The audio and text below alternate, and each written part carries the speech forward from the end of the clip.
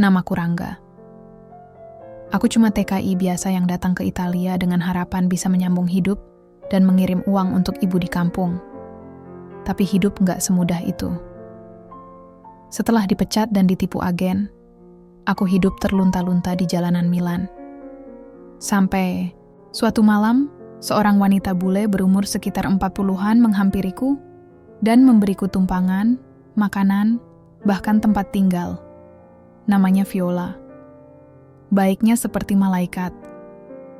Tapi dari hari ke hari, aku mulai sadar. Ada sesuatu yang disembunyikan Viola, dan rahasia itu jauh lebih besar dari sekadar simpati kepada orang asing sepertiku. Namaku Rangga. Umurku 27 tahun. Aku bukan siapa-siapa.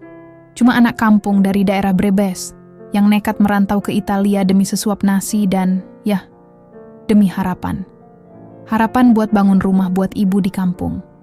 Harapan buat jadi orang. Tapi ternyata, dunia ini nggak sesederhana itu. Awalnya semua terasa indah. Aku masih ingat rasa deg-degan waktu pertama kali menginjakkan kaki di Bandara Malpensa, Milan. Bau khas bangunan tua, suara pengumuman dalam bahasa yang asing di telinga, dan orang-orang yang sibuk dengan hidupnya masing-masing. Waktu itu aku masih percaya, hidupku akan berubah. Agen tenaga kerja yang menyalurkan aku janjiin kerja jadi pelayan restoran.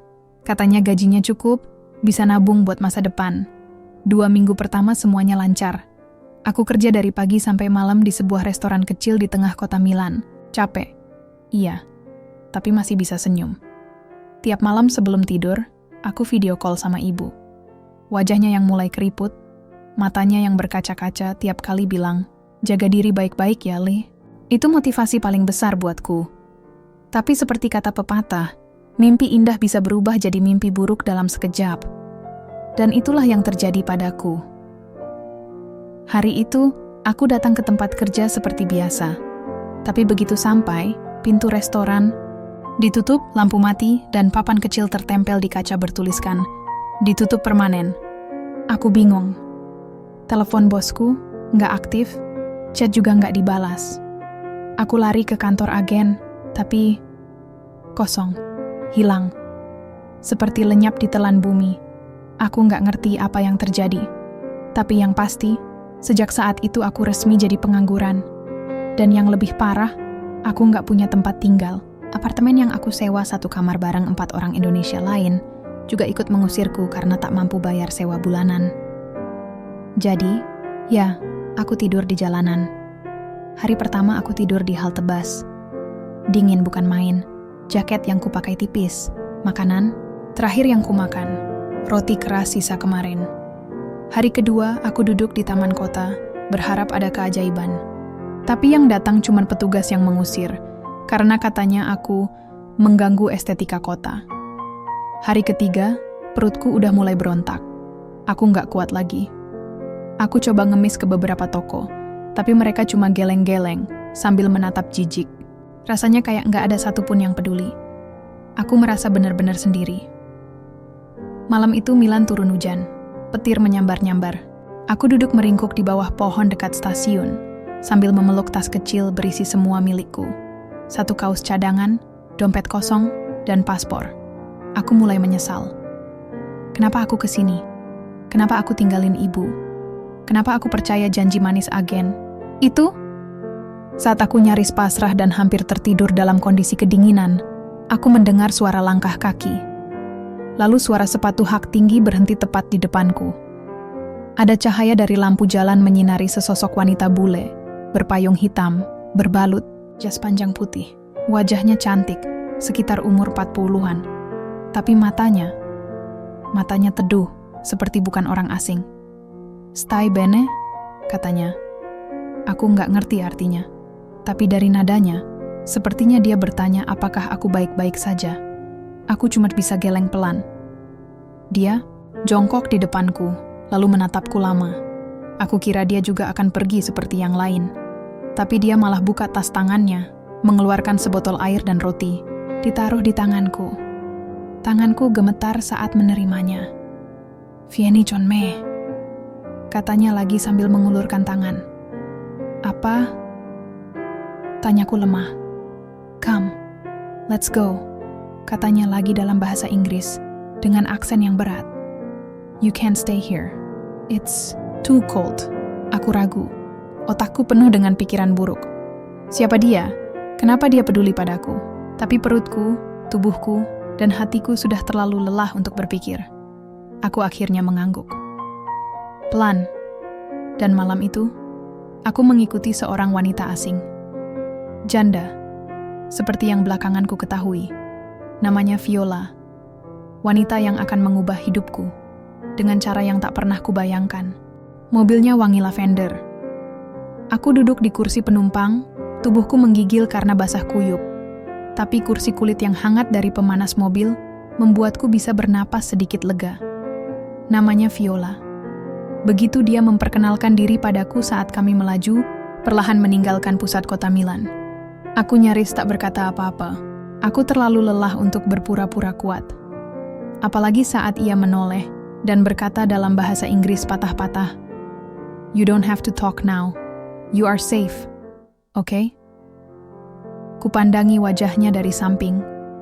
Kulit putihnya terlihat bersih, seperti porselen. Bibirnya tipis dan rambut pirang kecoklatannya digulung rapi. Wanita ini seperti keluar dari film Eropa yang sering kutonton dulu di laptop pinjaman warnet. Kami menyusuri jalanan sepi malam itu, sampai akhirnya masuk ke daerah pinggiran kota. Rumah-rumah mulai berkurang, digantikan kebun anggur yang kosong, dan jalan-jalan berkelok. Mobilnya berhenti di depan sebuah gerbang besi tinggi. Viola menekan remote kecil, dan gerbang terbuka perlahan. Di baliknya, berdiri rumah bergaya klasik Italia dengan pilar-pilar batu dan jendela kayu lebar. "Casa mia," katanya sambil tersenyum. "My home." Aku mengikuti langkahnya masuk ke dalam rumah. Hangat, terlalu hangat bahkan, sampai aku merasa seperti orang asing dari dunia lain. Lantai marmernya mengilap, lampu-lampunya temaram, ada aroma kopi dan kayu manis di udara. Dindingnya dipenuhi lukisan klasik dan foto-foto berbingkai emas. "Here," katanya sambil menyerahkan handuk dan pakaian hangat. "Change. Then we eat, okay?" Aku mengangguk. Aku berganti pakaian di kamar mandi tamu. Setelah sekian hari hidup di jalanan, rasanya seperti mimpi bisa memakai pakaian bersih dan hangat. Saat keluar, Viola sudah menyiapkan semangkuk sup hangat dan sepotong roti besar. Aku makan seperti orang kesurupan. Viola duduk di seberang meja, hanya menatapku sambil memegang cangkir teh. Tak banyak yang kami bicarakan malam itu. Ia hanya bertanya namaku, dari mana aku berasal, dan kenapa aku bisa ada di jalanan. Aku jawab jujur, meskipun suara seraku membuat jawabanku tak terdengar sempurna.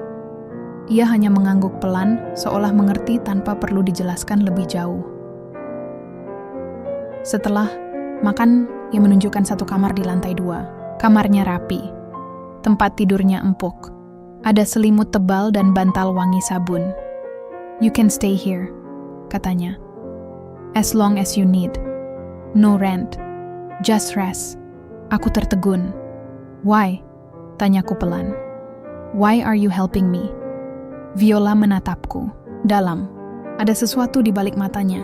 Bukan sekadar iba, tapi juga semacam kerinduan. "I've lost someone," katanya pelan. "Helping you. Maybe it helps me too." Aku tak mengerti maksudnya.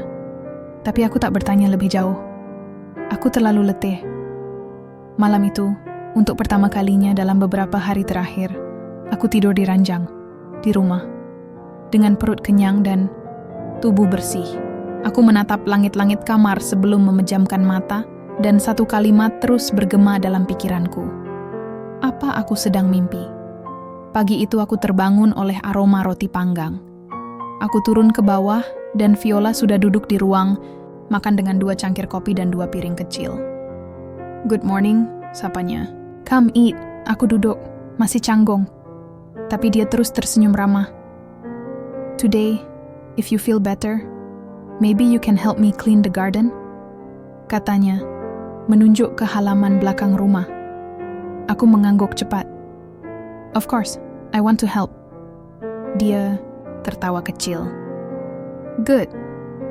I like people who don't just eat and sleep. Hari itu aku bantu menyapu halaman belakangnya yang penuh daun.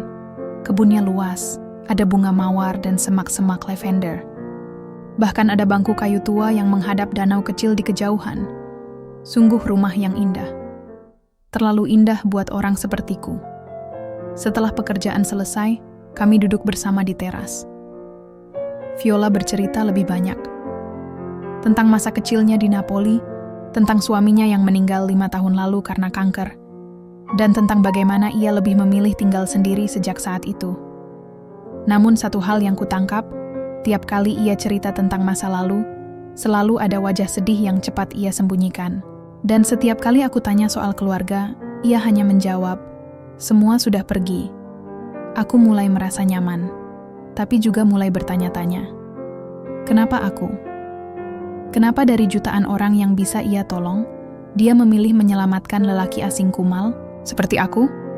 Waktu itu, aku belum tahu jawabannya. Dan jujur, aku belum siap tahu jawabannya. Hari-hariku mulai berubah. Perlahan tapi pasti. Sejak pagi pertama aku tinggal di rumah Viola, hidupku kembali punya ritme. Bangun pagi, bantu bersih-bersih rumah, nyapu kebun, kadang ikut belanja ke pasar, kadang masak bareng. Dia mengajarkanku beberapa kata Italia, seperti buongiorno, grazie, permesso. Sesekali dia juga minta aku ajarin dia bahasa Indonesia. Apa bahasa Indonesianya beautiful? Tanya Viola sambil menanam bunga. Cantik, jawabku. Cantik, dia mengulang, pelan-pelan. Seperti bunga ini, aku hanya tertawa. Iya, seperti bunga, tapi juga seperti yang bilang. Dia menoleh padaku, dan untuk sepersekian detik, aku melihat wajahnya berubah. Matanya menerawang jauh, seperti sedang mengingat sesuatu yang sangat lama, atau sangat menyakitkan. Tapi Viola selalu cepat kembali tersenyum. Aku suka kamu bicara, begitu. Kamu jujur. Banyak orang di sini terlalu palsu. Aku tak tahu harus jawab apa. Tapi tiap hari bersamanya, aku jadi makin yakin. Viola itu wanita baik, terlalu baik. Bahkan ketika aku sendiri belum yakin aku pantas dibantu. Satu hari, dia mengajakku ke bank. Kita buatkan akun bank, supaya kamu bisa simpan uang, katanya. Aku kaget. Tapi aku nggak punya pekerjaan. Ya, nanti kamu akan punya. Tapi kita mulai dulu dari sini, biar kamu punya identitas. Dia membantuku mengurus dokumen, bahkan mempertemukanku dengan seorang pengacara lokal yang katanya bisa membantu melegalisasi keberadaanku sebagai pekerja imigran. Aku bingung, tapi dia seolah tahu semuanya. Viola, kamu nggak perlu repot-repot. Aku bisa cari jalan sendiri, kataku suatu malam. Dia menatapku tajam, tapi tidak marah. Justru tenang. Kalau aku ingin, repot itu hakku, kamu cuma perlu percaya bahwa dunia ini belum sepenuhnya jahat. Kata-kata itu menamparku. Selama beberapa bulan terakhir, aku pikir dunia ini hanya isi dengan tipu daya dan pengkhianatan. Tapi Viola muncul sebagai anomali, pengecualian. Dan perlahan-lahan, aku mulai membuka hati. Bukan jatuh cinta, bukan juga ketergantungan, tapi semacam rasa syukur yang mendalam. Setiap malam, Viola duduk sendirian di ruang tengah. Di tangannya selalu ada secangkir teh dan setumpuk album foto. Suatu malam aku nekat mendekat dan duduk di sebelahnya. "May I?" tanyaku pelan. Dia tersenyum. Of course. Aku melihat foto-foto itu. Seorang pria tampan dengan jenggot tipis dan senyum lebar. Seorang anak lelaki kecil bermata biru dan rambut ikal. Dan tentu saja, Viola sendiri, jauh lebih muda, penuh cahaya. "Suamimu?" tanyaku pelan. Viola mengangguk. "Namanya Lorenzo. Dia arsitek. Kami dulu tinggal di Florence." "Dan anakmu?" tanyaku, meski ragu. Dia terdiam lama sebelum menjawab. "Namanya Matteo. Ia menahan napas. Dia hilang." Aku kaget. "Hilang?" Viola mengangguk perlahan. "Saat dia masih kecil, saat kami sedang liburan di Asia, dia berlari ke pantai, dan kami tidak pernah menemukannya lagi." Aku tercekat. Tiba-tiba ruangan jadi sangat sunyi. Aku tak tahu harus berkata apa. Tapi untuk pertama kalinya, aku melihat Viola menangis. Bukan yang dramatis, bukan tangisan keras, tapi air mata diam-diam yang mengalir di pipi tanpa suara. Aku, "Minta maaf," kataku pelan, menunduk. Viola menepuk tanganku. "Tidak apa. Sekarang aku punya kamu di sini. Itu cukup." Kalimat itu terdengar hangat, tapi juga ganjil. Waktu itu aku pikir dia hanya kesepian. Tapi ternyata, kalimat itu punya makna yang jauh lebih dalam dari yang kukira. Satu malam, saat aku mau masuk ke kamar, aku melihat salah satu pintu di ujung lorong terbuka sedikit. Biasanya pintu itu selalu tertutup. Viola pernah bilang itu ruang kerja suaminya, dan dia tak pernah masuk ke sana lagi. Tapi malam itu pintunya terbuka sedikit, lampunya remang. Dan rasa penasaran yang selama ini kupendam, akhirnya mengalahkan sopan santunku. Aku mendekat, perlahan, menyelinap masuk. Ruangan itu penuh buku dan kertas. Di meja kerja, ada tumpukan dokumen dan foto-foto lama. Tapi yang membuatku kaget bukan lukisan atau rak buku tinggi, tapi sebuah bingkai foto di meja. Foto seorang anak lelaki yang sangat mirip denganku waktu kecil. Aku tertegun. Dan di sebelahnya ada paspor Indonesia, atas nama Rian Mahendra. Bukan namaku, tapi wajahnya nyaris kembar dengan wajahku. Aku mengambil paspor itu. Tanganku gemetar. Tiba-tiba, suara langkah kaki terdengar dari tangga.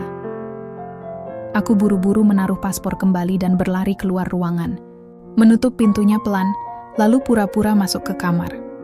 Tak lama kemudian, pintu kamar Viola terdengar tertutup. Aku duduk di kasur, jantungku berdetak cepat. Siapa Rian Mahendra? Kenapa wajahnya mirip denganku? Dan kenapa paspor itu ada di rumah? Viola, malam itu aku tak bisa tidur. Untuk pertama kalinya sejak tinggal di rumah ini, aku merasa takut. Sejak malam itu, aku tak bisa bersikap seperti biasa. Aku tetap bantu bersih-bersih rumah. Tetap pura-pura tertawa saat Viola bercanda. Tapi kepalaku terus dihantui satu wajah, Rian Mahendra. Anak lelaki dalam foto yang kutemukan di ruang kerja. Wajahnya mirip sekali denganku. Seperti cermin masa kecilku, aku mulai curiga. Tapi curiga pada seseorang yang telah menyelamatkanmu itu, rasanya seperti berdosa. Aku berkali-kali menenangkan diri. Mungkin cuma kebetulan. Mungkin Viola mengadopsi anak dari Indonesia. Atau mungkin itu anak kenalan suaminya dulu. Tapi semakin aku mencoba melupakan, semakin aku dihantui. Dan semakin banyak tanda-tanda aneh yang muncul. Viola jadi lebih perhatian dari biasanya. Terlalu perhatian. Setiap kali aku keluar rumah, bahkan hanya ke depan pagar, dia menanyakan mana aku pergi, berapa lama, dengan siapa. Dia mulai membelikan pakaian untukku. Tapi ukurannya bukan untuk orang dewasa sepertiku, melainkan seperti pakaian remaja. Kaos-kaos bergambar karakter kartun. Jaket biru seperti yang kupakai saat masih SMP. "Aku pikir kamu suka ini," katanya sambil tertawa ringan. "Aku menebak ukuran kamu seperti Matteo." Aku tersenyum hambar, tapi hatiku dingin. Matteo, nama yang dulu dia sebut sebagai anaknya yang hilang di Asia. Tapi sekarang, seolah-olah dia sedang mencoba menciptakan kembali anak itu lewat diriku. Aku mulai merasa tidak nyaman, tapi tak bisa pergi.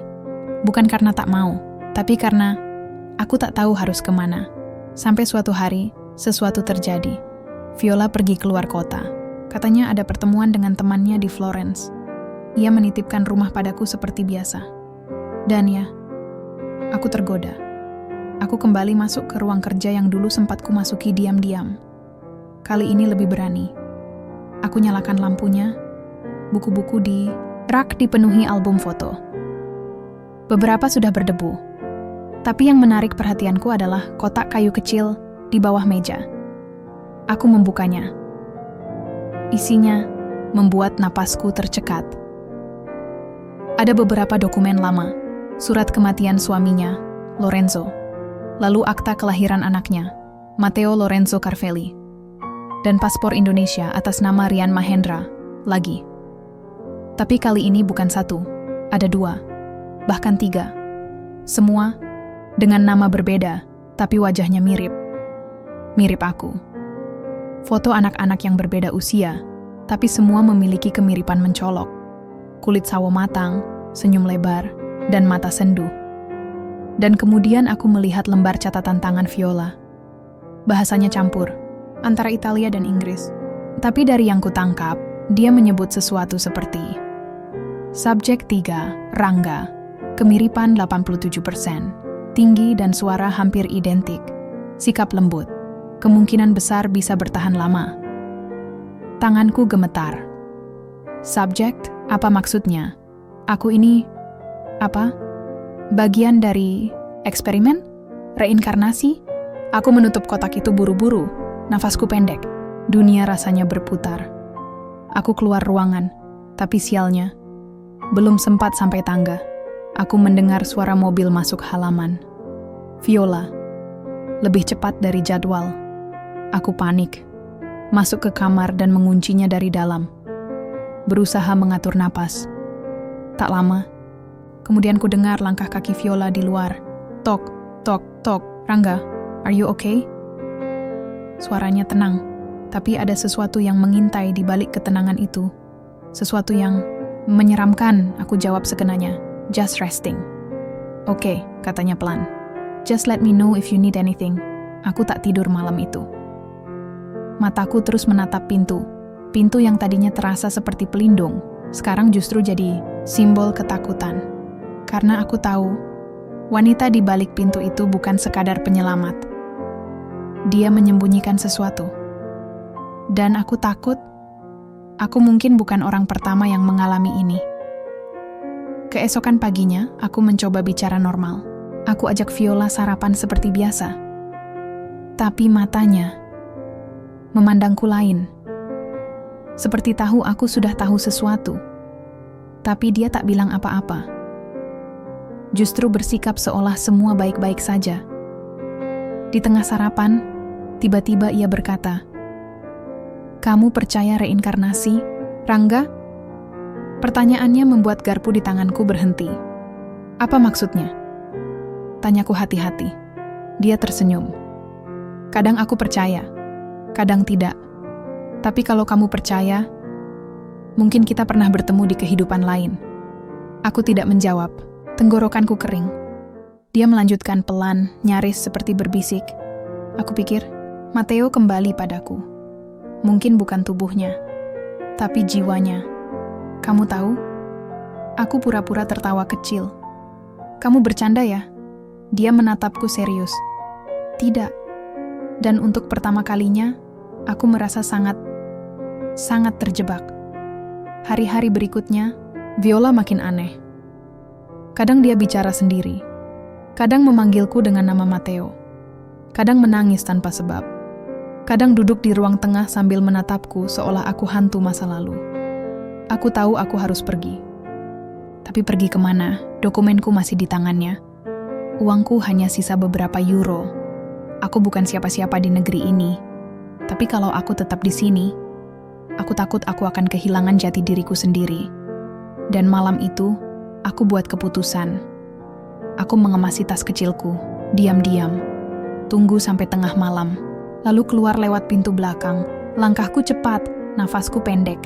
Aku belum pernah merasa sekalut ini, tapi baru beberapa meter dari pagar, aku mendengar suara pelan dari arah teras. "Kamu mau kemana, Rangga?" Suara Viola. Tenang, tapi menggigit. Aku berhenti, perlahan menoleh. Dan di sana, di bawah cahaya lampu halaman, dia berdiri, tak tersenyum, tak menangis, hanya menatap. Dan aku sadar, sejak awal, aku bukan tamu. Aku bukan tamu yang kebetulan diselamatkan. Aku adalah pengganti. Aku berdiri kaku. Tas masih tergantung di bahu. Ujung sepatuku sudah menyentuh batu-batu jalanan di luar pagar. Tapi suaranya, suara Viola yang tiba-tiba muncul dari balik gelap malam, menghentikanku. "Kamu mau kemana, Rangga?" Dia berdiri di teras, mengenakan mantel panjang. Tak ada senyum, tak ada tangisan. Hanya tatapan datar.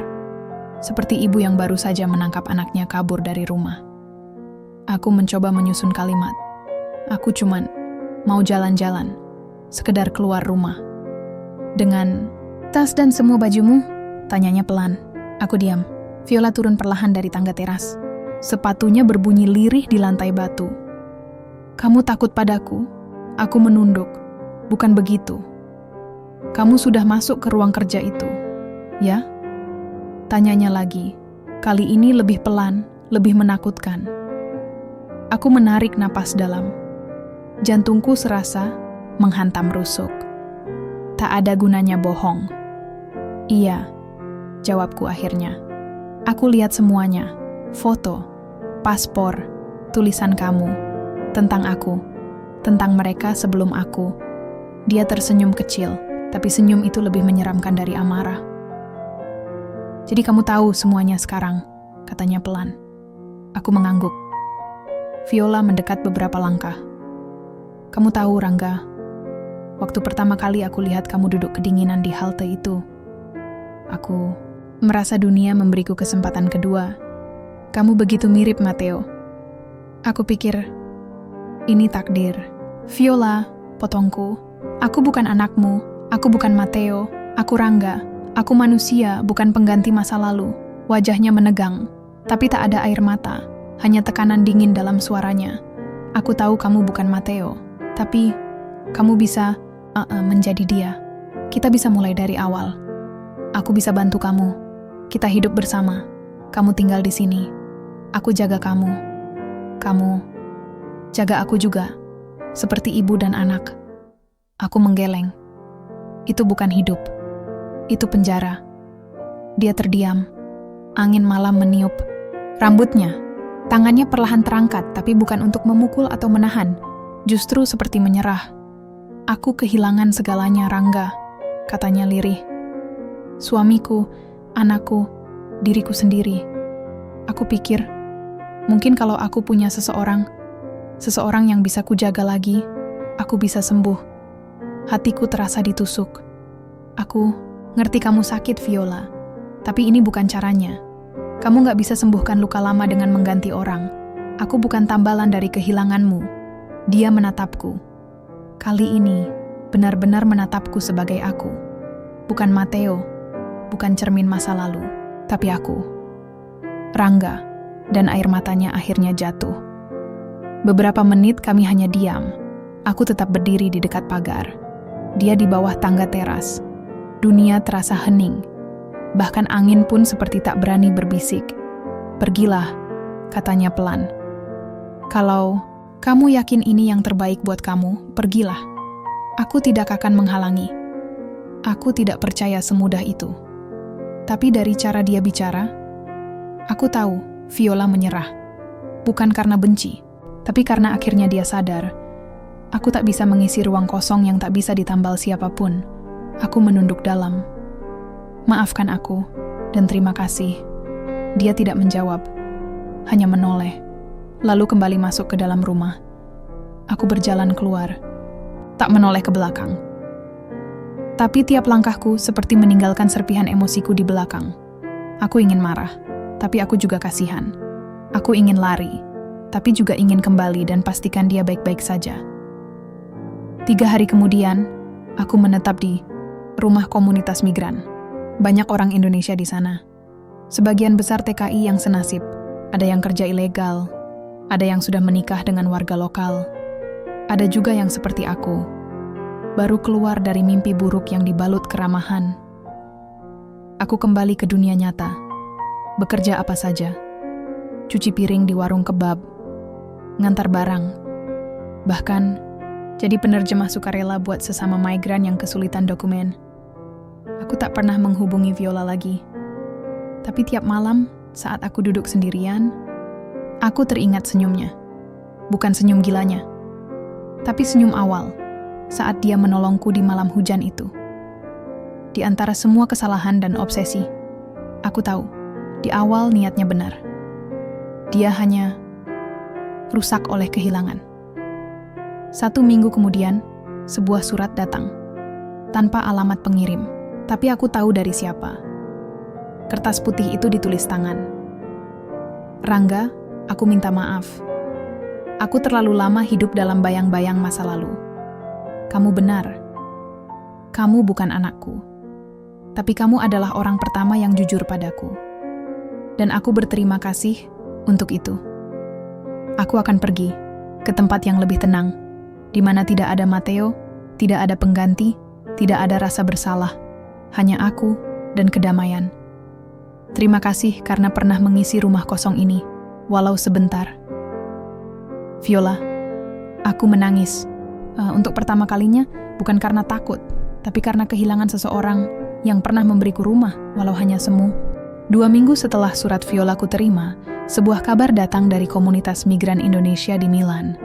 Tidak lewat surat, tapi dari seorang kenalan bernama Hendra, yang pernah jadi pekerja ilegal seperti aku. Ada berita aneh di grup migran, katanya saat kami bertemu di tempat penampungan. Kamu kenal nama Viola Carvelli? Aku langsung terdiam. Detak jantungku tiba-tiba berdetak 2 kali lebih cepat. Kenapa? Tanyaku hati-hati. Katanya, rumahnya disegel polisi. Ada investigasi. Mereka nemuin, ya, semacam dokumen, barang-barang. Aneh. Nggak jelas. Tapi kabarnya dia sempat dilaporkan oleh LSM dari Roma yang pernah terima laporan tentang kehilangan remaja imigran di Milan. Aku gemetar. Siapa yang melapor? Tanyaku nyaris berbisik. Nggak tahu. Tapi katanya, kamu orang terakhir yang tinggal di rumah itu. Hari itu aku pergi, naik kereta, kembali ke pinggiran Milan. Bukan buat mencari Viola, tapi buat mencari kebenaran. Rumah itu, yang dulu hangat, indah, penuh aroma lavender, kini dibungkus garis polisi. Jendela-jendela ditutup. Tidak ada mobil di garasi. Tidak ada Viola di beranda. Seorang polisi lokal berdiri di luar pagar. Aku mencoba mendekat, berpura-pura sebagai orang lewat yang penasaran. Scusa, la signora, dove? Polisi itu menjawab singkat. Non sisa, scomparsa, hilang Viola, menghilang. 3 hari kemudian, seorang relawan dari LSM pengungsi menghubungiku. Namanya Julia. Dia sudah lama menangani kasus eksploitasi migran di Italia Utara. Kamu Rangga? Sapanya lewat telepon, dalam bahasa Inggris patah-patah. Iya, jawabku pelan. Kami butuh bantuanmu. Terkait ibu yang menampungmu, Viola Carvelli. Hatiku serasa diremas. Dia kemana? Kami juga belum tahu pasti. Tapi kami ingin kamu tahu. Dia bukan pertama kalinya menyelamatkan seseorang seperti kamu. Kami bertemu di sebuah kantor kecil di pusat kota. Di sana, aku ditunjukkan laporan yang membuatku hampir muntah. Foto-foto anak muda, beberapa wajah yang samar-samar familiar, paspor-paspor palsu, semua anak laki-laki, semua dari Asia Tenggara, dan catatan, subjek 1, S, 15 hari bertahan, melarikan diri, belum ditemukan. Subjek 2, H, 2 minggu, dipulangkan dengan tekanan, tidak bicara banyak. Subjek 3, Rian Mahendra, identik 90%, kabur setelah 1 bulan, melaporkan kejadian, tapi tidak ditindak. Subjek 4, Rangga, itu namaku. Aku membaca kalimat terakhir, di tulisan tangan Viola, yang paling lama bertahan, paling jinak, tapi pada akhirnya semua pergi. Dadaku sesak. Aku ingin marah, tapi yang ada justru rasa iba. Viola bukan sekadar trauma. Dia rusak, hancur oleh masa lalu yang tak pernah dia terima. Dan aku hanyalah kelinci percobaannya, entah yang keberapa. Tapi yang membuatku lebih terpukul adalah satu fakta terakhir. Julia mengeluarkan amplop. Di dalamnya ada dokumen hukum. Sebelum menghilang, kata Julia, Viola membuat surat wasiat, dan kamu disebut di dalamnya.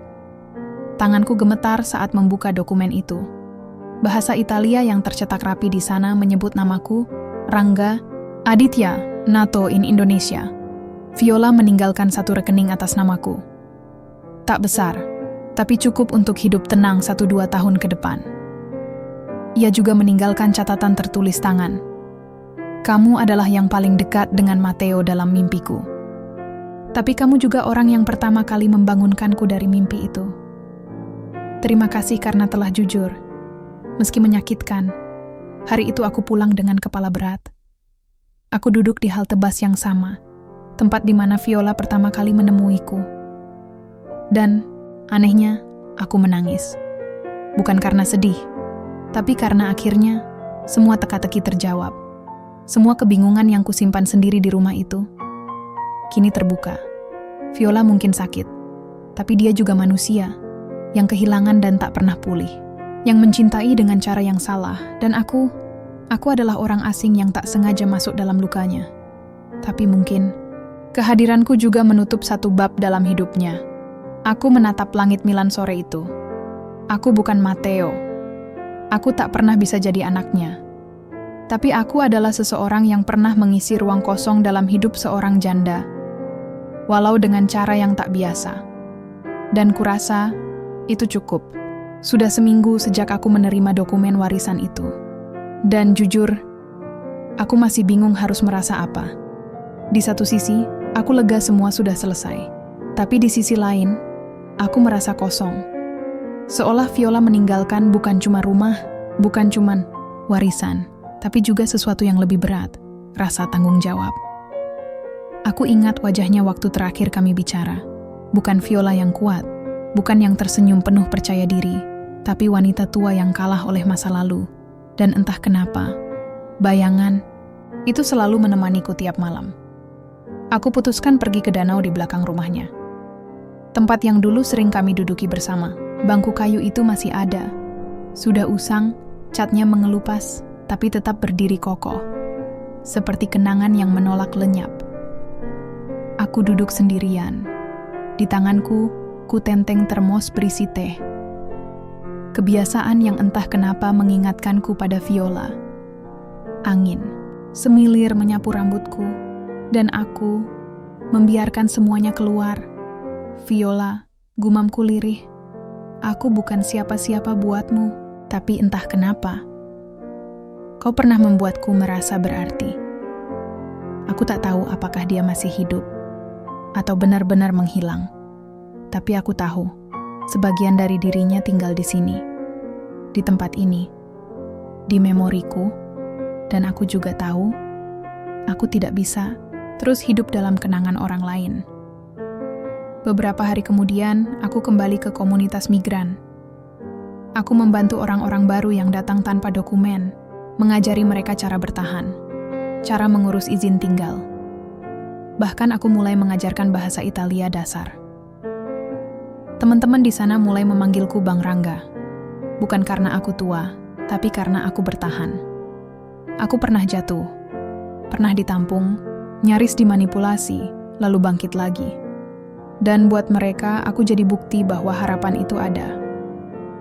Suatu malam, aku menemukan kotak kecil di laci koper lamaku. Kotak kayu yang tak sengaja ikut terbawa dari rumah Viola. Di dalamnya, satu foto kecil. Foto Matteo, anak lelaki bermata biru dengan senyum polos. Di balik foto, ada tulisan tangan. Kalau kamu menemukan ini, kamu sudah cukup dekat untuk mengerti aku. Air mataku mengalir pelan. Bukan karena sedih, tapi karena akhirnya aku tahu. Semua ini bukan soal obsesi, bukan soal kegilaan, tapi tentang luka. Tentang kehilangan yang begitu dalam. Hingga satu-satunya, cara bertahan adalah menyalakan lilin kecil, walau itu dalam bentuk ilusi. Dan aku adalah lilin terakhir Viola. Keesokan harinya aku ke notaris. Aku gunakan sebagian kecil uang warisan itu untuk menyewa tempat mungil di dekat stasiun. Bukan untuk tinggal, tapi untuk membuka kafe kecil. Aku beri nama Cafe Matteo. Bukan sebagai penghormatan bagi anak yang hilang, tapi sebagai simbol bahwa rasa kehilangan tidak harus menjadi akhir. Bisa jadi awal. Bisa jadi tempat baru buat orang-orang yang tersesat, seperti dulu aku.